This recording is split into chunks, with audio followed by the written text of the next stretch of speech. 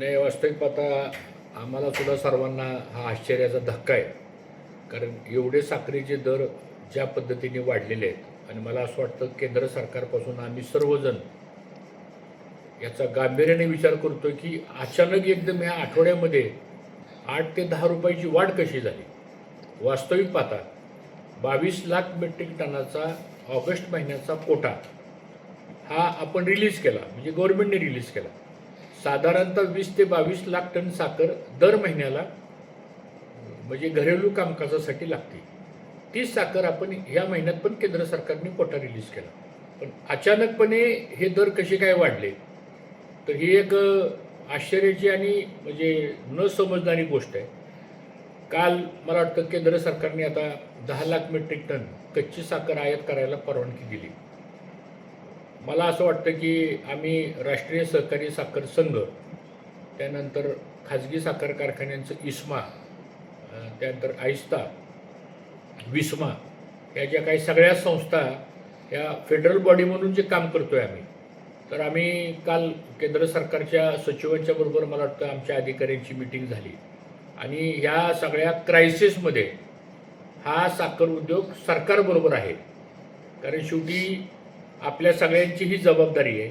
एक balance policy ठेवावी लागते. आपल्याला ग्राहकही महत्त्वाचा आहे, आपल्याला शेतकरी ऊस पिकवणारा तोही महत्त्वाचा आहे, आपल्याला सरकारही महत्त्वाचं आहे आणि त्याचबरोबर आपल्याला येणाऱ्या पुढच्या काळामध्ये जो आता दुर्दैवानं अल निनोचा परिणाम दिसायला लागलेला आहे, त्यामुळं या सगळ्या एकंदरीत उद्योगावरच फार मोठा प्रश्नचिन्ह निर्माण व्हायला लागलेला आहे.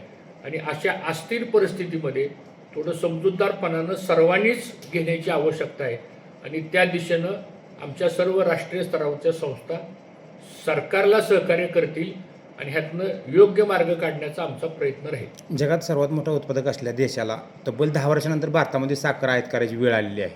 10 वर्षानंतर नाही, याच्यात काय झालं की होतंय कसं की आपण आता यावर्षी सगळ्यांनी सांगितलं पाऊस पडणार नाही म्हणून, आणि मागच्या 1 महिन्यामध्ये आपल्या महाराष्ट्रामध्ये 2/3 भागात पाऊस कमी आहे, पण 1/3 भागात पाऊस झाला आणि जवळजवळ पश्चिम महाराष्ट्रातली सगळी धरणं भरली.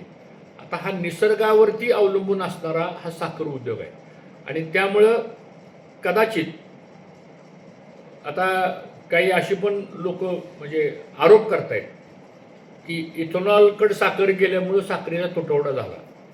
वास्तविकता तशी वस्तुस्थिती नाही आहे. फक्त 28% इथेनॉल निर्मिती फक्त साखरेच्या मॉलेसिसपासून झालेली आहे. त्यामुळं आम्ही फक्त 25-30 लाख मेट्रिक टन साखर फक्त डायव्हर्ट झाली इथेनॉलला, आणि इथेनॉल तर काय शेतकऱ्याचाच प्रोडक्ट आहे.